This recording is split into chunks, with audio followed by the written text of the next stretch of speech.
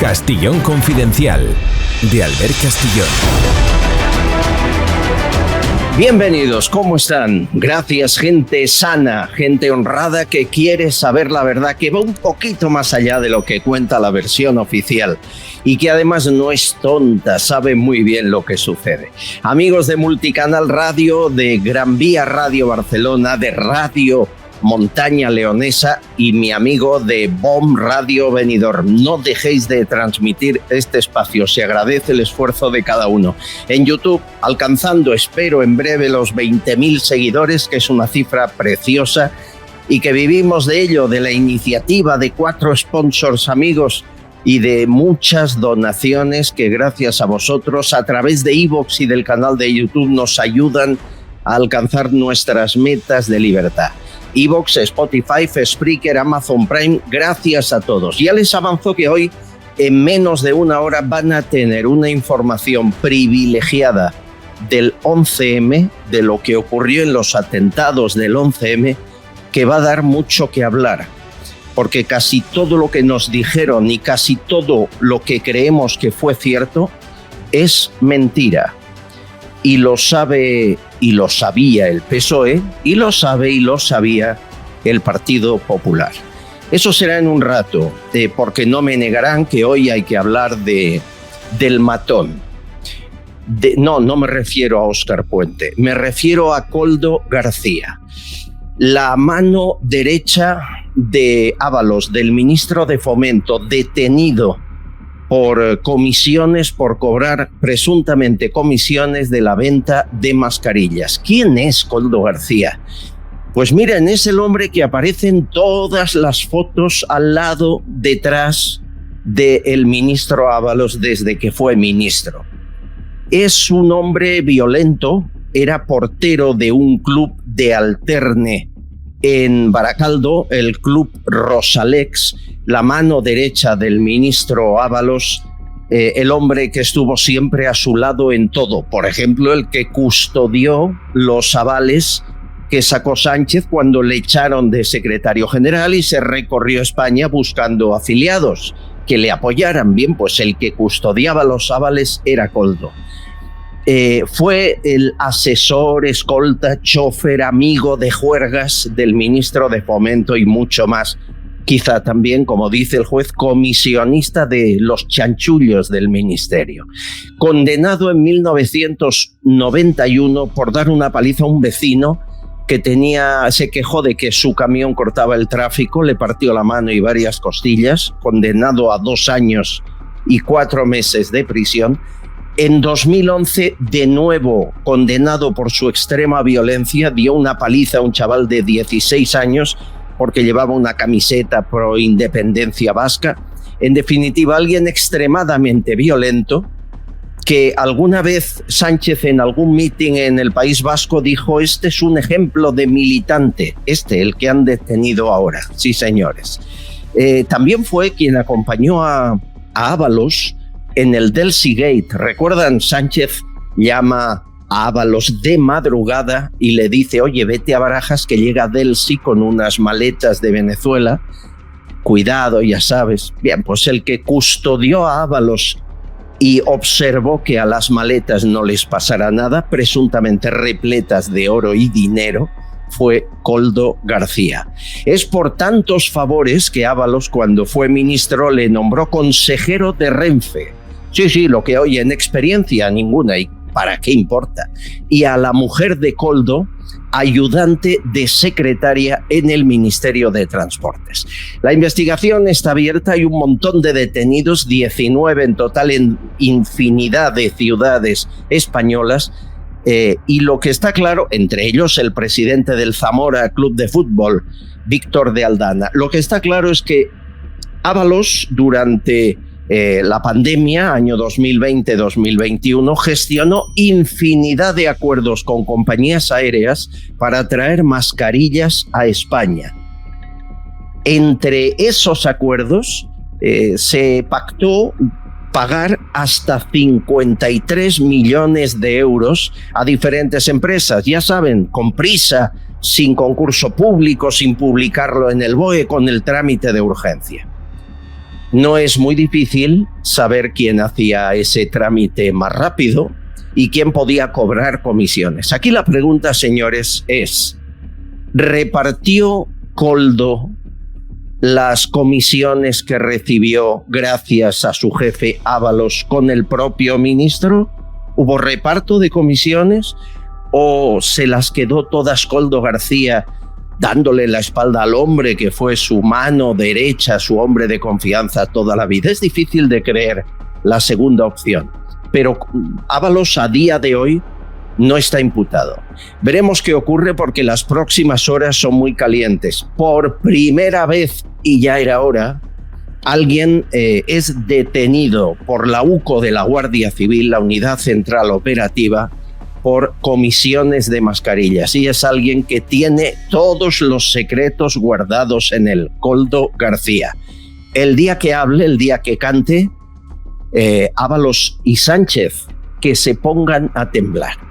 Bienvenidos, empezamos. Hoy hay mucha tela que cortar. Bienvenidos. Castillón Confidencial, de Albert Castillón. Una mujer ha apuñalado a su novio, pero claro, no es violencia de género, es violencia doméstica. Nos lo cuenta Serafín Giraldo, inspector de policía, portavoz de H50. Hola, Albert.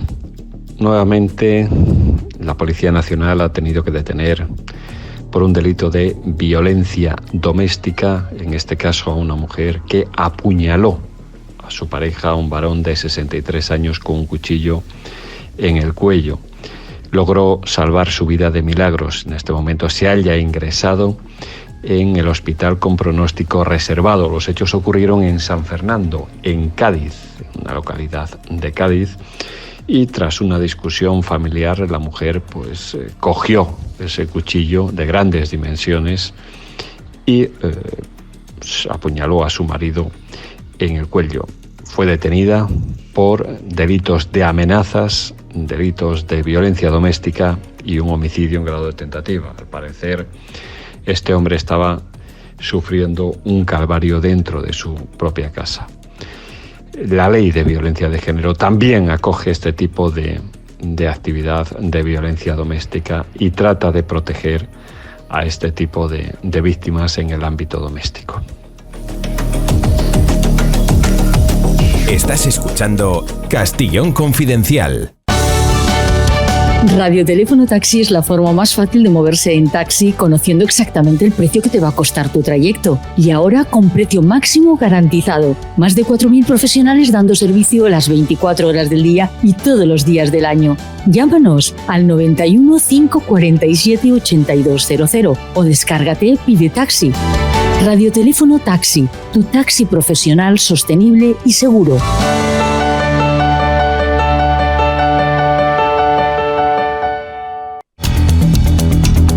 Hay información confidencial, ya les avanzo que en unos minutos tendremos un especial sobre el 11M.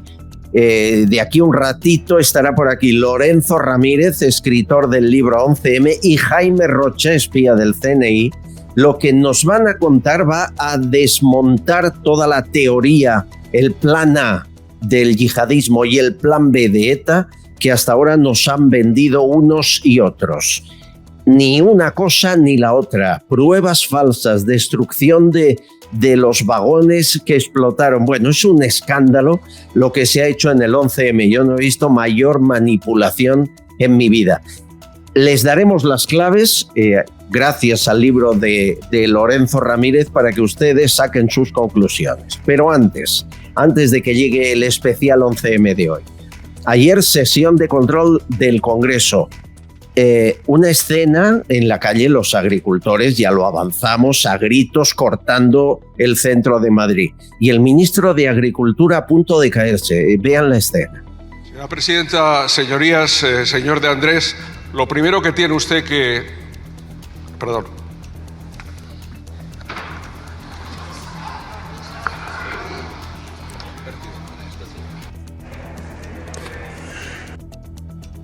Josué Cárdenas, bienvenido, compañero, periodista digital. ¿Qué le pasó al ministro? Bueno, pues la verdad que nos ha llamado muchísimo la atención.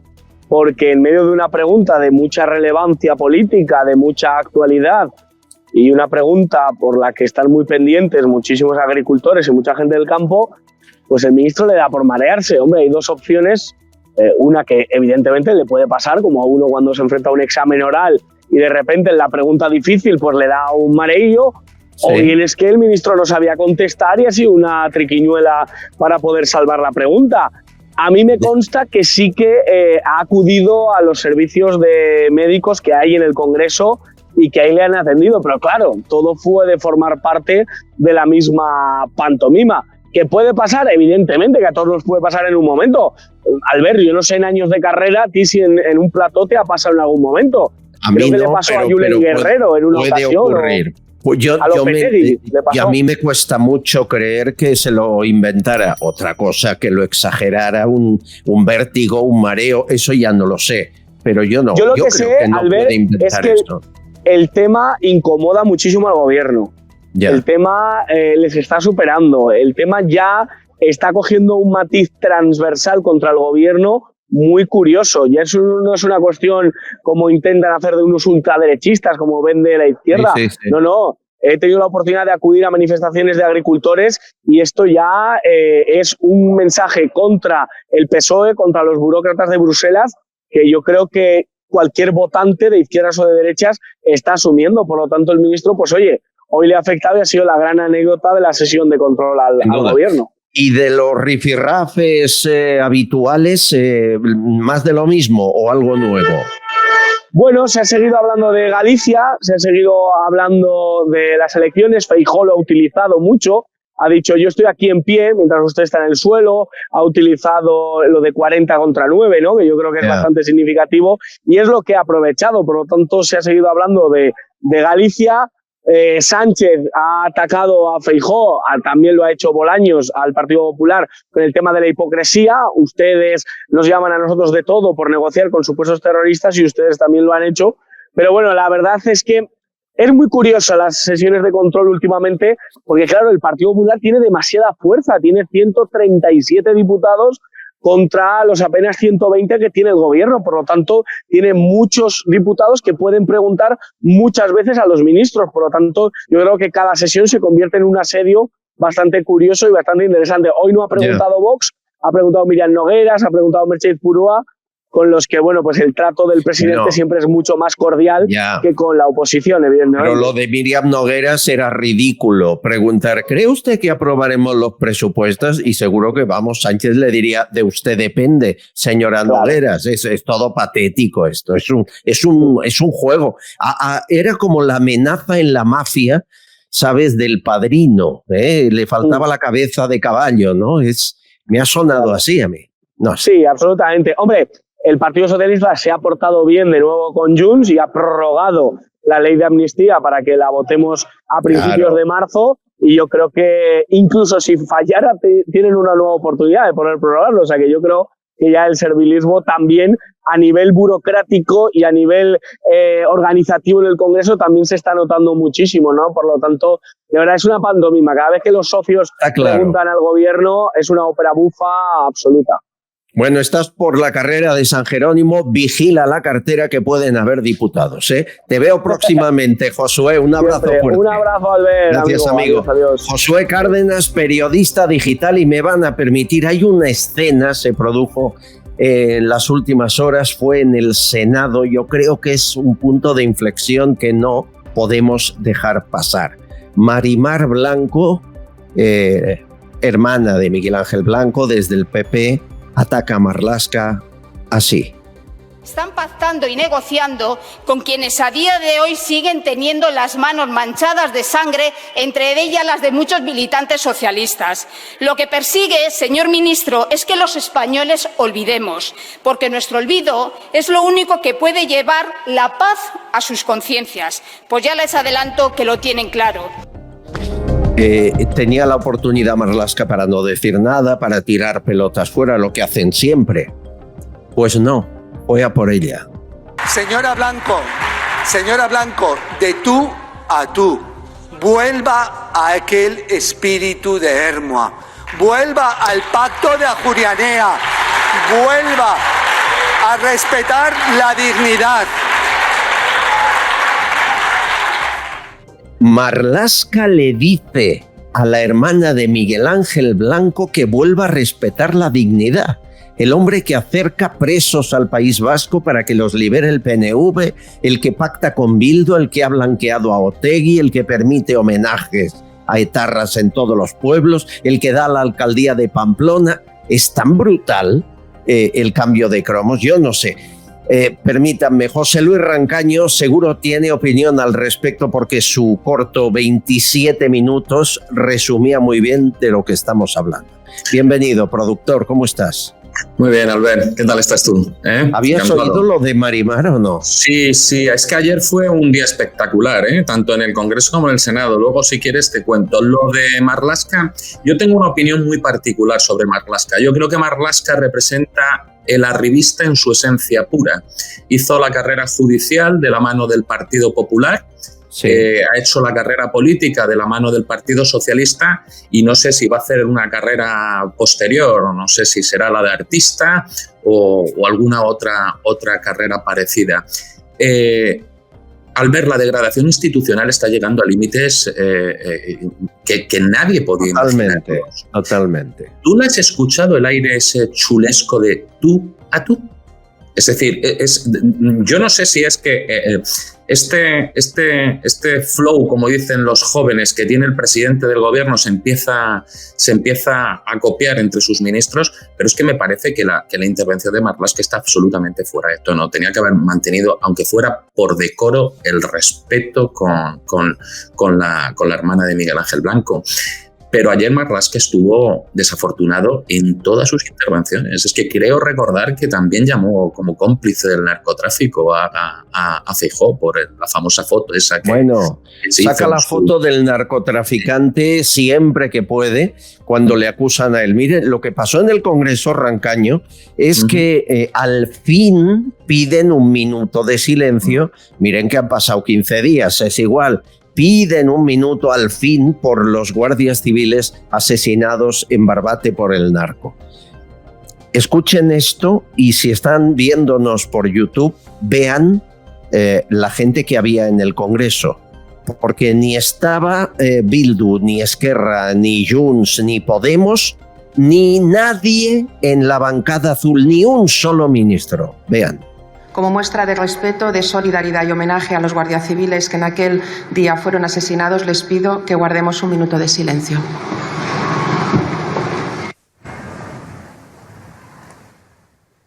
Ahí se ve la imagen de la bancada azul completamente vacía. Y como les digo, vacíos también los escaños de los socios independentistas del gobierno. Por cierto, Francina Armengol nunca acierta. Se pasó 20 pueblos, iba de un negro de luto de cabeza a pies, exagerado para la ocasión. Pero lo peor es que para presentar un libro de Sánchez van 14 ministros y para un minuto de silencio de la Guardia Civil ninguno. ¿Viste la escena, Rancaño? La vi. Mira, Albert, yo voy a tener que controlar mi lenguaje por respeto a ti y a tus oyentes. Lo que sucedió ayer, para mí, es absolutamente propio de miserables y de gente despreciable. Es decir, estamos representados por lo peor, los peores políticos de toda la democracia española. Y te reitero, creo que son despreciables y miserables y tienen que recoger el desprecio de los españoles allá por donde vayan. No sé si será cierto porque lo denunció la diputada del Partido Popular, pero por lo visto un diputado del BNG, cuando empezó el minuto de silencio, se dio cuenta que era un minuto de silencio en memoria de los guardias civiles y abandonó el hemiciclo. Yo no sé si eso es cierto. Si eso fuera cierto, yo le pido a todos los representantes de los partidos políticos que dejen de dirigirle la palabra a este señor, que no merece estar representando a los españoles y que no merece estar en el Congreso de los Diputados. Pero es que ayer, Albert, ocurrió también con los enfermos del ELA. Sí. La escena es brutal. Habían 5 diputados En la comisión, sí, ayer lo enseñamos. La escena es para llorar. Es tremendo. Cierto, igual que he manifestado mi más dura crítica sobre la mayoría de estos políticos que nos representan, ayer una diputada honrada y decente del Partido Popular estuvo a las 4 o 5 horas con los representantes de los enfermos de ELA, es decir, desde que llegaron al Congreso hasta que se marcharon. Esto es lo mínimo. Es lo mínimo. Esto es lo que tenemos. Es lo mínimo. Bueno, fíjense que el país está tan extraño, está tan raro, no hay 38 millones, que es lo que pedían los enfermos de ELA, y les dijo el gobierno, no podemos, no hay dinero. Sin embargo, sí hay 800 millones para los Falcon del gobierno Sánchez. Les digo, y lo publican varios medios, cuando llegó Sánchez al poder puso en marcha una operación de compra y mejora de más vehículos Falcon y se gastaron 800 millones de euros en Falcon, de dinero que hizo pasar de 2 Falcon que tenían antes a 5 que tienen en el día de hoy. He revisado datos que me hacen llegar gente que trabaja en aeronáutica y que conoce la historia y me dicen, cuidado, España tuvo durante muchos años solo 2 Falcon 900 comprados en 1988. Fue con Zapatero que se quiso comprar 3 más. Fabricados en el 2000, se compraron en Australia en 2013. Ya con Rajoy, que por alguna razón no canceló la compra. Y ahí están. Durante años este país, incluido el rey, funcionaron con 2 Falcon. ¿De verdad son necesarios 5 para qué? Para que lo coja Sánchez para ir a un concierto como hace o para celebrar un cumpleaños. Rancaño, para eso 800 millones, pero no 38 para la ELA. Y así con todo, Sí, claro. Historia no hay dinero para las cosas importantes. Es decir, hay dinero para los caprichos de estos burócratas, de esta casta cada día más...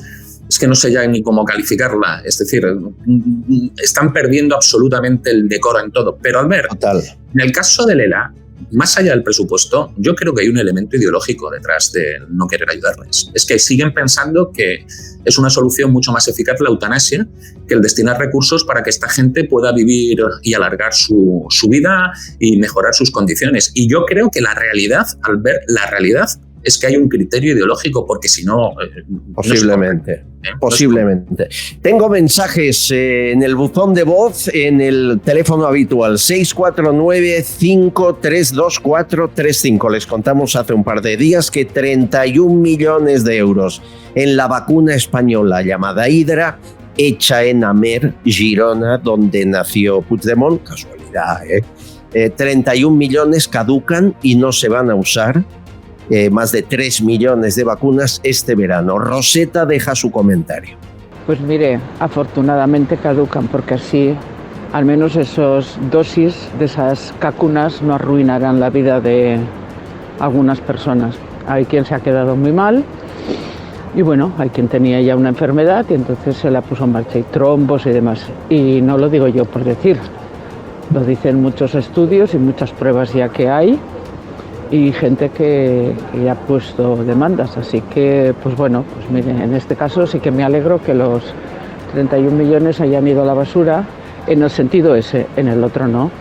Pero claro, que está la chulería, esta chulería derivada de la baja autoestima, que es, uy, yo soy el mejor, yo puedo con todo, yo no sé. Pero en fin, esto es España. Y si España es así, pues lo macro se explica por lo micro y lo micro se explica por lo macro. Gracias, Roseta. Luis, sobre Barbata y los narcos. Buenas tardes, Castelló. Todos los días que te escucho. Estaba viendo las noticias. Oye, España cada vez se parece más a México. Barbate, aquello, Sinaloa. Toda la costa aquella, Sinaloa, Ciudad Juárez, donde mandan los narcos. Espero que no, No hemos llegado a ese punto, pero podemos llegar. Me preguntan si lo de Leticia con los agricultores estaba preparado. A ver, se refieren a esta escena, Pasa el coche oficial de la reina, baja la ventanilla y saluda a agricultores que estaban en la carretera. Rancaño, yo creo que preparado no, ahora que aprovechó la oportunidad para que hablen bien de ella, que es difícil, sí, ¿no? Creo. Por una vez, al ver que Leticia tiene un buen gesto, no se lo vamos a criticar, ¿verdad? Venga, estoy contigo. Vamos a decirle a Leticia que hizo muy bien en saludar a nuestros agricultores y ganaderos y que cuando los vuelva a ver, los vuelva a saludar. Venga, estamos de acuerdo. Y algo que me parece brutal y yo creo que ha pasado desapercibido y no debería ser. Comisiones Obreras y UGT en Castilla y León piden que Sánchez aplique el 155 en esa comunidad. ¿Por qué? Porque les han quitado la subvención. Escuche. Que aplique los preceptos constitucionales que correspondan para hacer cumplir a la Junta de Castilla y León con sus obligaciones. Y si no lo hace, que sea el Gobierno de España el que asuma, aplicando el artículo 155 de la Constitución española, las competencias en materia de mediación en Castilla y León. Es Fernando Fraile de Comisiones Obreras en Castilla y León. El gobierno de Vox PP les ha quitado 3.600.000 euros de subvención. Dicen que ahora en lugar de mediar ellos han de ir a tribunales y que han tenido que despedir al 60% de la plantilla. También a COE, COE, Comisiones y UGT, 3.600.000 menos. ¿Qué te parece? Bueno, yo les aplicaría el 155, pero aplicaría el 155 para que desaparecieran estos sindicatos que no representan en ningún caso a sus trabajadores, representan a sus amos, que son los políticos. Lo que deberían es sentir vergüenza cada vez que salen y hablan en público. Yo creo que llevan sin defender a un trabajador desde hace más de 20 años. Lo único que les preocupa es su poltrona y, por supuesto, la voz de su amo, que en este caso son los que gobiernan, los que mandan y los que les dan las subvenciones. Apliquémosles al ver el 155, pero para ver si de una vez por todas empiezan a representar a quienes deben de representar, que son a los trabajadores. A ver si algún día lo vemos. Por ahora, no. Difícil. Querido Rancaño, vamos a descubrir, te invito a que escuches y gracias por estar estos minutos. Vamos a descubrir las claves del 11M en un minuto.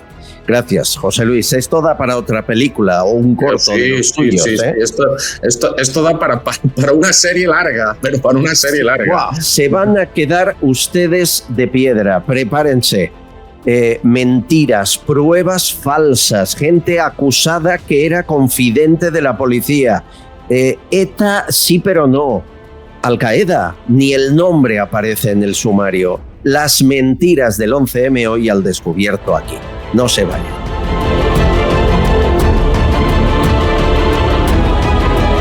Estás escuchando Castellón Confidencial. Papá, ¿por qué bebes Vichy catalán? ¿Cómo que por qué bebo Vichy catalán? ¿Pero tú no sabes que a todo el mundo le gusta? Mira, ¿te has fijado en los cantantes? Siempre piden uno al salir al escenario. Ahora mismo personas de todo el planeta están pidiendo Vichy catalán. Y bueno, los influencers son todos fans del Vichy. Si hasta existe un emoticono, la gente lo pide siempre que hay que celebrar algo. Por eso a los deportistas cuando llegan a la meta se los dan de 2 en 2. Hay quien pide Vichy catalán debajo del agua. Bueno, hasta en la luna lo piden. ¿Qué? ¿Quieres probarlo? Vichy catalán. Cuando algo es genuino, se hace universal. Te lo hemos prometido y tenemos los datos. Hace 20 años que estamos buscando la verdad del 11M. 20 años de la muerte, el asesinato de 192 españoles y de más de 2.000 heridos. Hay la versión oficial que fue algo así como Al-Qaeda, aunque la palabra Al-Qaeda no aparece ni una sola vez en el sumario, o que fue ETA y alguien aprovechó. Eso cambió la forma de hacer política. Ganó Zapatero las elecciones, recordarán, se hicieron grandes campañas, además capitaneadas por farreras, por ejemplo en Cadena SER, con aquel pásalo para manifestarse en día de jornada electoral ante un partido que perdió el gobierno. Se jugó mucho en el 11M y al fin hoy podemos dar las claves de lo que ocurrió. Este es el libro que venimos hablando de él desde hace semanas. Lorenzo Ramírez es su autor. Las claves ocultas del 11M, 20 años buscando la verdad.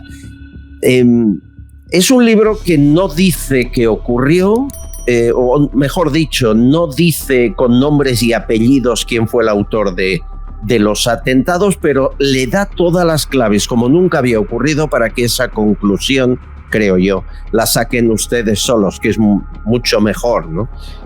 Acabar ofreciendo las piezas del puzzle para que usted ponga la última.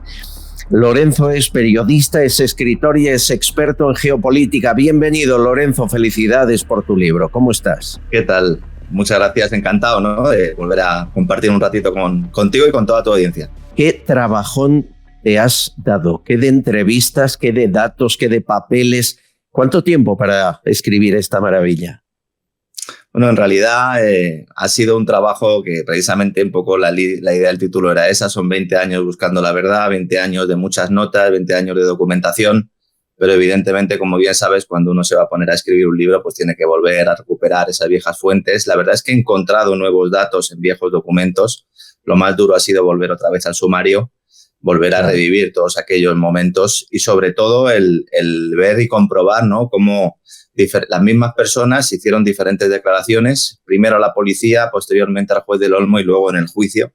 En algunos casos declaraciones que eran completamente antagónicas. ¿Con cuál nos quedamos? Bueno, pues ese ha sido quizás el trabajo más difícil, pero bueno, yo creo que al final he conseguido exponerlo. Y otra gran dificultad, ¿no?, que desde el principio del libro yo tenía muy en mente, es intentar no dar demasiados datos para que no se pueda perder el hilo y sobre todo no entrar en esa ceremonia de la confusión a la que nos llevaron en un principio determinadas estructuras de poder que se dedicaron fundamentalmente a intentar que todos acabáramos, ¿verdad?, en una calle sin salida y que tanto los defensores de la versión oficial como los defensores de lo que yo denomino la segunda versión oficial, pues nos estuviéramos peleando en nuestras trincheras sin poder mirar más allá, ¿no? Yo recuerdo aquellos años y los posteriores. Yo tengo amistad con alguno de los abogados del 11M. Le preguntaba en privado, oye, ¿pero estáis seguros que ETA no tuvo nada que ver? Y me prometían que no en aquella época. Mientras tanto, también recuerdo las portadas del diario El Mundo con Pedro J. de director, obsesionado con la segunda versión oficial, la de ETA, ¿no? Lo cierto es que han pasado 20 años, Lorenzo, y hoy la opinión pública cree que fue Al-Qaeda, pero que no lo sabemos todo. Es un poco lo que ocurre. Sin embargo, Al-Qaeda no aparece en ningún lugar, ¿no? Hay como dos versiones fundamentales. La oficial, esa, la que comentas de Al-Qaeda, yo siempre recomiendo leerse la sentencia, a lo mejor no toda, porque entiendo que son muchas páginas, pero sí un resumen. En ningún momento aparece Al-Qaeda. La única investigación seria judicial que se ha hecho con respecto a Al-Qaeda fue con la célula de Abu Dada, ya en el año 2001, analizando un poco cuál era esa estructura, ¿verdad?, que había podido dar cobertura a los atentados del 11S, y ahí precisamente es donde ya se le pone en la diana un Yamal Zougam, que no era islamista, que sí era musulmán y que pues era a lo mejor más practicante de lo que podían serlo algunos de los que aparecen en el libro, algunos de los de la trama oficial, pero evidentemente no era islamista. Se ha intentado llevar por el lado islamista porque evidentemente esa es la tesis fundamental que beneficiaba no solo al PSOE, como has comentado antes, y después al gobierno de Mariano Rajoy, porque no quiso él tampoco destapar esas alfombras, sino fundamentalmente a poderes extranjeros, ¿no?, que son los que lanzaron esa famosa guerra contra el terror. Y luego lo que comentas de que realmente hay en el pueblo, ¿no?, la opinión pública es partidaria fundamentalmente de esta tesis. Hay otra tesis que ya no es la de ETA, que ha ido mutando. La tesis de ETA ha ido desapareciendo y muchas personas que defendían la tesis de ETA ahora defienden la tesis de la pinza franco-marroquí, que es una teoría que ha ido ganando fuerza precisamente porque ha habido voces autorizadas dentro de los servicios de inteligencia que la han puesto sobre la mesa. Muchos pensamos en Villarejo, pero no solo. En el libro además menciono una entrevista que le hiciste a un colaborador tuyo, Jaime Rocha, al cual pues admiro y realmente pues ha tenido valentía de plantear. Yo creo que hasta donde él ha podido, porque un agente secreto nunca deja de ser un agente secreto, pero hasta donde ha podido pues ha planteado esa injerencia de servicios extranjeros, que es en lo que nadie quiere entrar y en lo que yo pues creo que sobre todo en la tercera parte del libro sí entro con todo lujo de detalles, ¿no?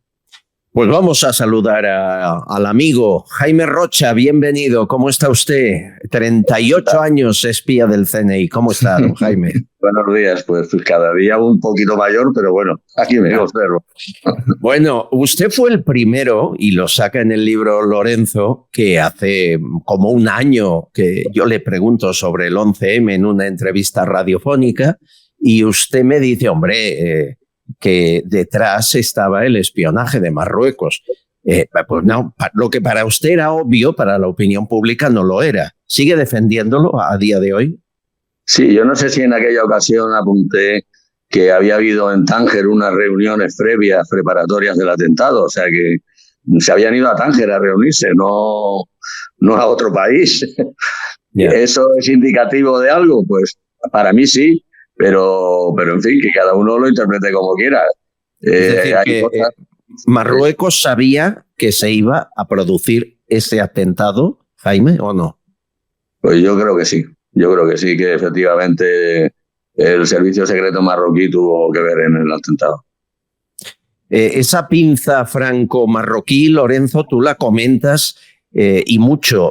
¿Qué interés podía tener Marruecos y Francia para cometer esa brutalidad y luego desviar la atención como se hizo, Lorenzo? Bueno, yo en el libro no tanto planteo la intervención directa, sino el conocimiento, que claro, eso ya hace ser cómplice directo con esas reuniones que comentaba don Jaime y otras que se produjeron también en territorio francés con la Dirección General de Seguridad francesa, sobre todo después de todo el tema de Perejil, que fue un detonante, pero parcial, porque realmente desde hacía tiempo, ¿no? Pues la pinza franco-marroquí pues, ha ido sobre todo minando los intereses de España, ¿no? Marruecos ganaba ser el líder preferido de la OTAN en el Mediterráneo.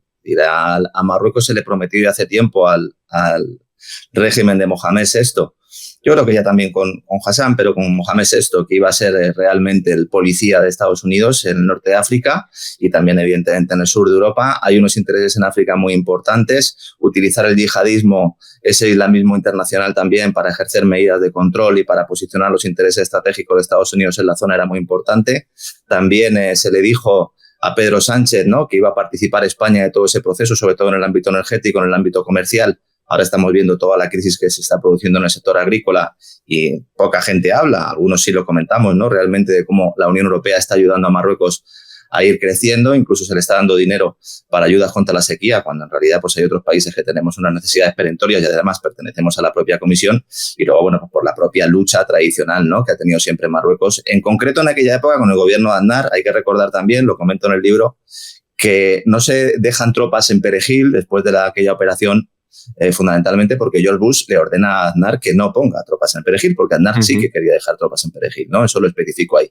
En el caso de Francia, hasta ese momento, pues también había tenido sus más y sus menos con el gobierno de Aznar. Recordemos que el gobierno de Aznar era profundamente atlantista, Francia no tanto, pero curiosamente después del 11M, sobre todo a partir del año 2019, ya Francia sí que se convierte completamente al atlantismo, ¿no? Y mi pregunta, yo también le quería hacer una consideración a don Jaime, porque desde luego él ha estado dentro, ¿no?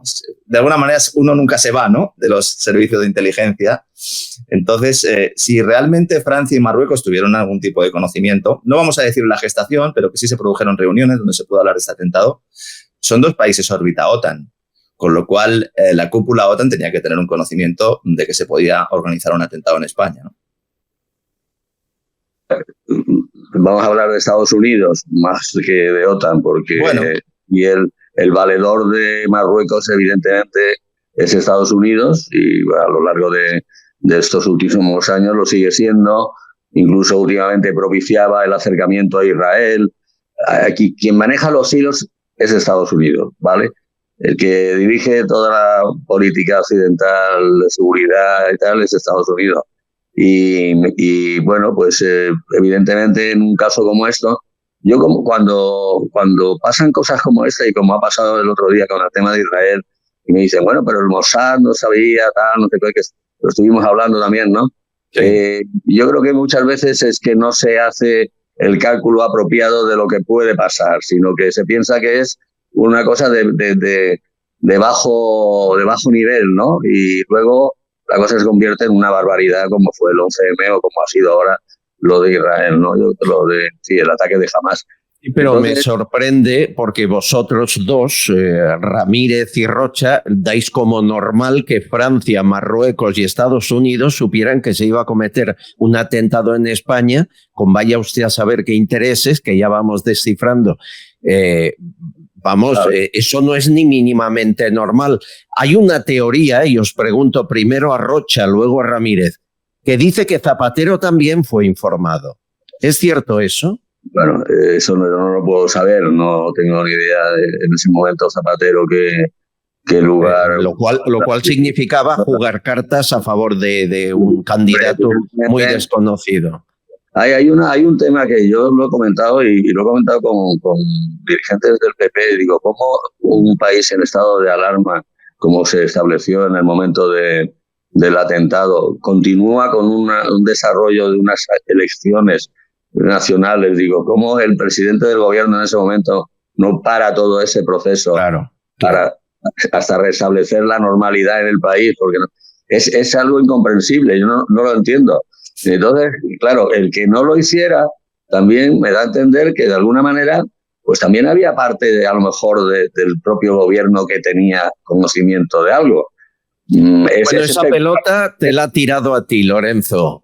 Aclara, Zapatero fue informado, el gobierno de Aznar sabía algo, cuéntanos. En tu libro, además, dices algo que a mí me parece, tiene muchas exclusivas.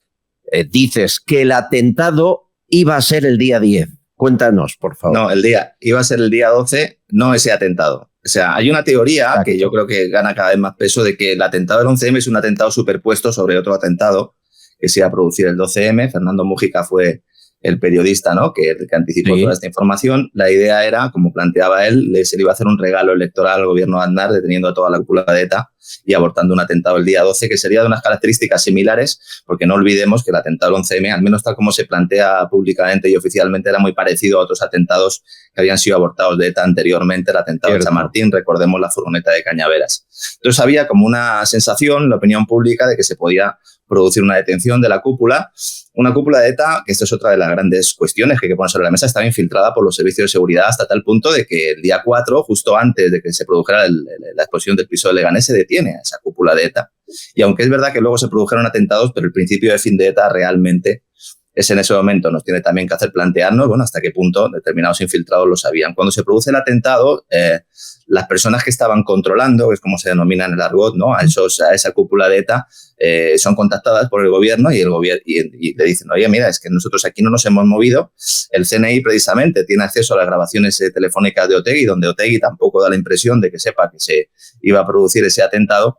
Y entonces existen muchas posibilidades de que alguien, servicios secretos extranjeros, una inteligencia extranjera, conociendo que se iba a producir ese hecho el día 12, adelantan el atentado al día 11. Y esto explicaría por qué Aznar, cuando se produce el atentado, no se fía de Dezhkayar, no se fía del FBI, no se fía del Mossad y no se fía de los forenses israelíes, que ya tenían las maletas preparadas para venir a España, especialistas en terroristas suicidas, con ese grupo de Yehuda His, tan polémico, ¿verdad?, por todas las acciones que ha ido llevando a cabo en la Franja de Gaza.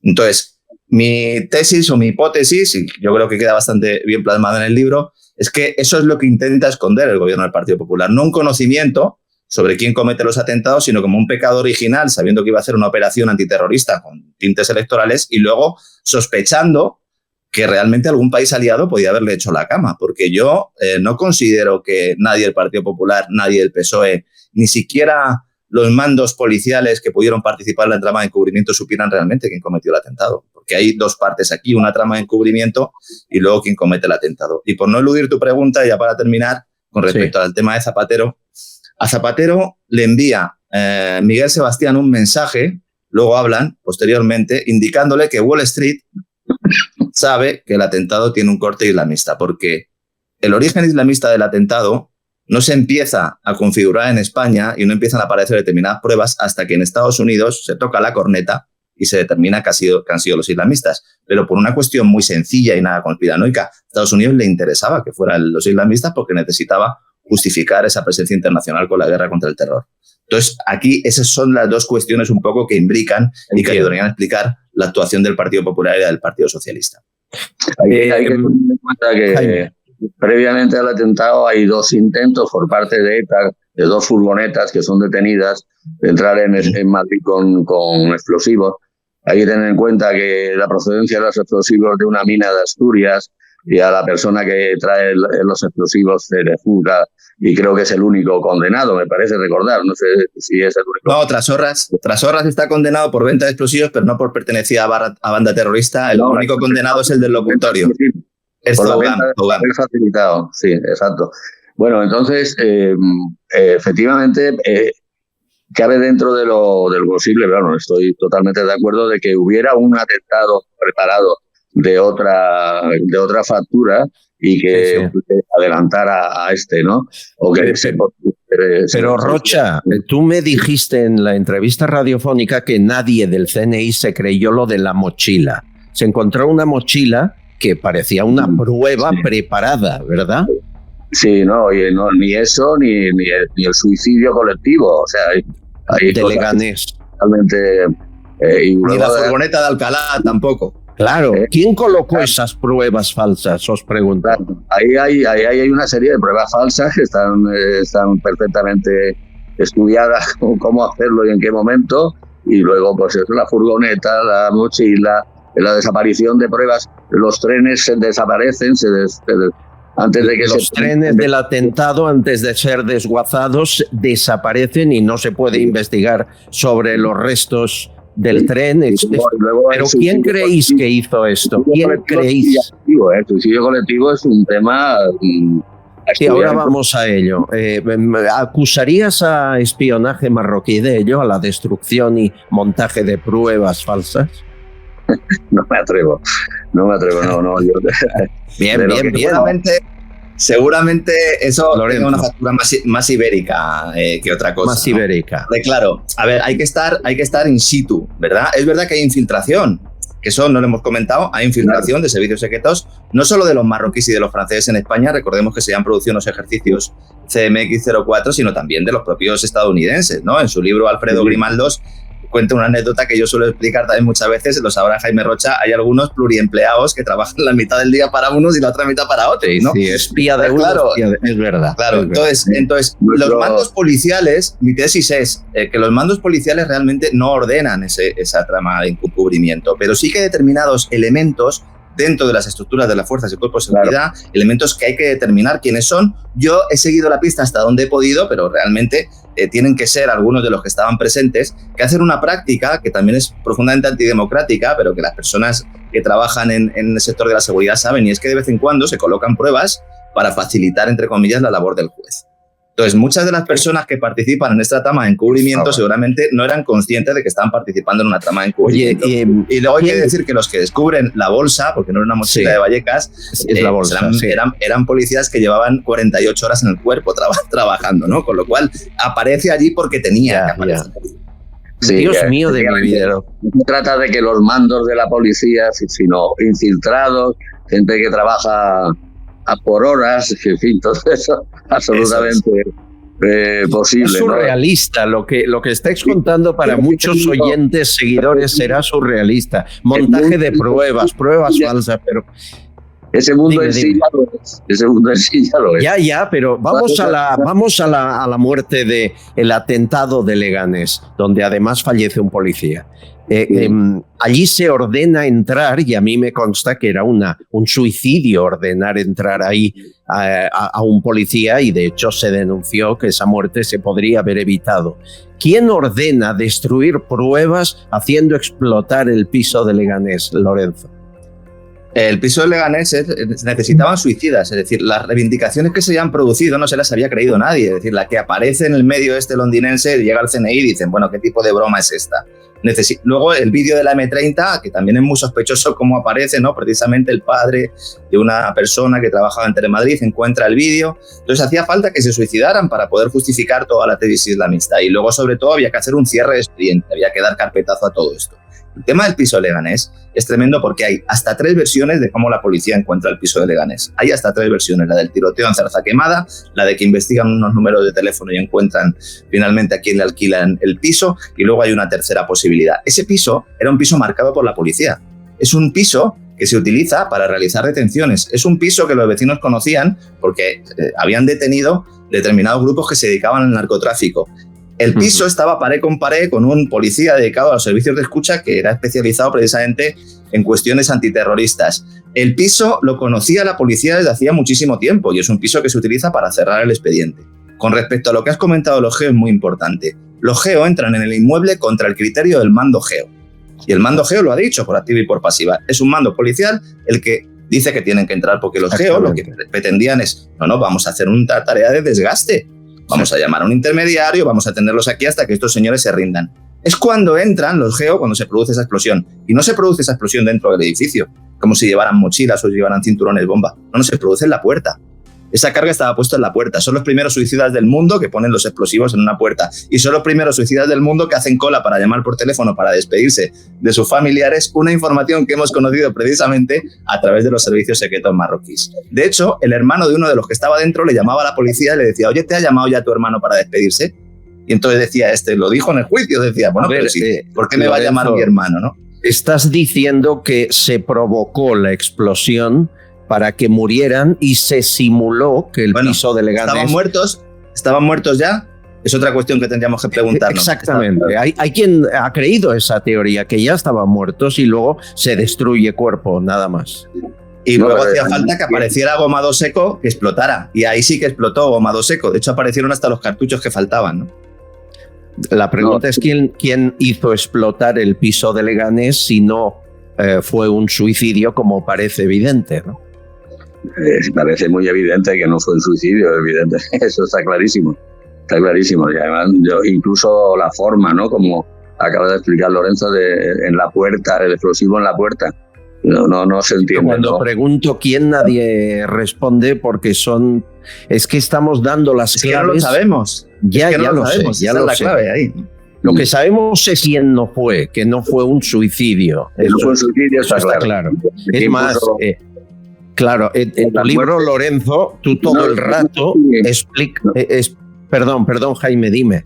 No, decía que no sé yo si en el libro de Lorenzo, que todavía no he tenido ocasión de leer, explica si a esos suicidas se les hizo autopsia, se les trató de averiguar la forma en que habían muerto. ¿Se hizo algo, Lorenzo? No, lo que se hace es hacer un análisis para su identidad, exclusivamente para su identidad, no por la causa de la muerte, solamente para su identidad. De hecho, les faltaba uno, que no sabían cuál era su identidad, y afortunadamente luego apareció un coche Skoda Fabia con los restos de ADN de un señor que se llamaba Lequema Lamari, que era ya el último que le faltaba para Leganés. Un coche presentado en la prueba en el juicio como prueba, que el juez desestimó porque era una prueba falsa y hasta el propio juez determinó que era una prueba falsa, pero sin embargo lo que había dentro del coche sí que es una prueba admitida a la causa, ¿no? Lo cual es curioso. Es de locos. En todo el libro, Lorenzo, tú explicas que eran delincuentes comunes, que eran gente que se dedicaba al tráfico de drogas, que ellos no pudieron orquestar tantos atentados tan perfectamente cronometrados para provocar ese daño. Eso cualquier experto lo diría, ¿no? O sea, en el fondo fue una chapuza que les salió bien, ¿no? Yo no tengo ninguna duda de que el atentado lo comete un comando militar. No sé si Jaime Rocha estará de acuerdo con esto. Sí, no, eso está perfectamente planeado y además esto llevaba tiempo preparándose, no es una improvisación. No es, como iba a haber un atentado en tal día, vamos a hacer así sobre la marcha, vamos a improvisar nosotros otros. No. Se venía preparando durante mucho tiempo. He dicho que ha habido reuniones en Tánger y en otros sitios, como ha dicho Lorenzo. Entonces el tema no es improvisado, ni mucho menos, y son gente profesional. Jaime. Ninguno de los que coloca las mochilas en los trenes muere en los trenes, sino que deja la mochila y se va, que no es lo habitual que hacen los yihadistas. Yihadistas se colocan el chaleco, lo hacen explotar cuando hay más gente alrededor y tal. Este es otro sistema completamente distinto, ¿no? Es decir, un comando militar utiliza delincuentes comunes marroquíes para cometer el mayor atentado de la historia de España. ¿Es eso? No, yo no coincido con esa visión. Explícame. Yo creo que Jaime tampoco. Es decir, se utiliza una trama de confidentes policiales con unos atentados, en teoría, en marcha, que tienen a estos señores como protagonistas, y luego los que cometen los atentados no son que nos dice la versión oficial. Porque yo planteo aquí una idea. Es imposible, y con todos los especialistas en seguridad que he hablado, es imposible sostener que esas bombas son detonadas por teléfonos móviles, porque la precisión es milimétrica. Con lo cual habría ya que poner en tela de juicio realmente que pudiera haber mochilas que se hubieran dejado ahí, pudieran haber cargas explosivas. Hubo explosivo militar, como bien dijeron los TEDAS, desde el minuto 1, con lo cual no haría falta tanto volumen de explosivos en las propias mochilas o en los artefactos que hubiera. Si mezclamos Titadin o goma 2 eco con C4 o con Sentex, hubiera sido mucho más fácil poner unos explosivos, por ejemplo, en unas papeleras y haber sido detonados a distancia. La precisión milimétrica, si uno analiza las horas en las que explotan, solo hace falta coger el cercanías. Yo esto se lo digo mucho a las personas. Cojan ustedes el cercanías, no llega a su hora nunca. Es imposible que sean puntuales. Hay una precisión milimétrica de comando acostumbrado a cometer este tipo de atentados. Y hay otros ejemplos. El atentado de Bolonia en una estación. Hay ejemplos de atentados que se cometen de esta forma. Por lo tanto, yo hasta pongo en tela de juicio que pudiera haber existido mochilas. Es verdad que aparecen mochilas, 2 sin neutralizar, que son neutralizadas, y luego la famosa bolsa, pero es posible que realmente estos señores ni siquiera hubieran estado en los trenes. De hecho, no hay ninguna imagen que les relacione con los trenes en ningún momento. Sí, hay señores, dime, Jaime. En Atocha no había una imagen subiendo por la escalera mecánica. Esas imágenes son de un terrorista de ETA, que aparece subiendo las escaleras, pero de los culpables oficiales no hay ningún tipo de imagen en ninguna de las grabaciones. Hay 3 horas de grabaciones de Atocha que no hemos visto, que solo las ha visto Ver Olmo y que los demás no hemos visto, que a lo mejor ahí podría aparecer alguna imagen. El único que está ahí reconocido es Yamal Zougan por las testigos rumanas y por un señor que era guardia civil, Félix Alonso Holguín, con el que tropieza en teoría Yamal Zougan y que sigue insistiendo en que no era Yamal Zougan sino Said Berraj. Un Said Berraj que a lo mejor sí que estuvo dentro de los trenes, pero que ahora no sabemos dónde está porque está protegido por los servicios secretos de Marruecos. Bueno, pues habrá que ir a Mohamed a preguntarle. Hablando de Zougan, en el libro, y para acabar ya, escribes que recibe la visita de 2 miembros del CNI que le proponen colaborar. ¿Fuiste tú, Rocha, quien le fue a ver? No. Vale. Bueno, tenía que preguntar. 2 miembros, 2 personas que se identifican como miembros del CNI, porque en esto también, Jaime, claro, que igual no lo eran, ¿no? Mira, ahora todo el mundo es del CNI, porque hay incluso que escriben libros diciendo que ha pertenecido al CNI y tal, y para nada, ¿no? O sea que ahora todo el mundo del CNI. Tienes toda la razón. Bueno, lo que está claro es que una de esas 2 personas que le ofrece a Yamal Zougan protección, dinero a cambio de colaborar con los servicios de inteligencia españoles, una de esas 2 personas estaba cuando detienen a Yamal Zougan. Esto lo ha dicho él en sede judicial y le dicen, ves, si hubieras colaborado con nosotros, a lo mejor esto no te hubiera pasado. Un Yamal Zougan que es el único terrorista del mundo que comete un atentado con teléfonos que vende él. Que eso ya es lo máximo, ¿no? Es de locos. Para que te detengan al día siguiente. Sí. Este libro, señores, como ven, les dice todas las mentiras que han dicho unos y otros. No importa el partido, ni el color, ni las siglas. El resto, que es la gran pregunta, ¿quién fue el autor intelectual? ¿Quién lo ordenó? Yo creo que vamos haciéndonos una composición de lugar cuando lo acabas de leer. Es maravilloso que alguien empiece a decir la verdad. 20 años. La última pregunta, Lorenzo. ¿La sabremos al 100%? Porque hay 192 muertos y 2.000 heridos que exigen explicación. Al 100% creo que es difícil que se pueda saber, pero a un porcentaje importante sí se puede saber. Otra cosa es que luego la gente se lo crea. Sí, no, además, bueno, no sé, creo que te lo conté, Albert, que de una televisión, de una cadena me llamaron para hablar del atentado, del asesinato de Carrero Blanco. Sí. Tenían 50 años y tal, y bueno... La verdad es que no les dije nada porque no sabía nada, pero en un momento de la entrevista le pregunté al periodista, digo, ¿te puedo hacer una pregunta? Y dice, sí, claro. Y digo, ¿tú sabes quién mató a Kennedy? Y claro, se quedó callado. Pues igual, digo, y hace más tiempo y no, tampoco se sabe. Estas cosas. Es tremendo, sí. Tienes toda la razón. Lorenzo, un trabajo periodístico encomiable. Felicidades. Gracias por esta maravilla. Felicidades. Lorenzo Ramírez. Voy a ir ahora mismo a buscarlo. Te envío yo uno, no compres nada. La población está fatal. Te envío yo uno de parte de Lorenzo. Cuenta con ello. Gracias, Jaime Rocha. También un abrazo, amigos. Adiós, un abrazo. Bueno, como ven, en este espacio a veces hacemos una frenada en la actualidad diaria y les contamos lo que nadie sabe. Gracias por estar ahí. Mañana volvemos a la misma hora en el mismo lugar. Castellón Confidencial, de Albert Castillón.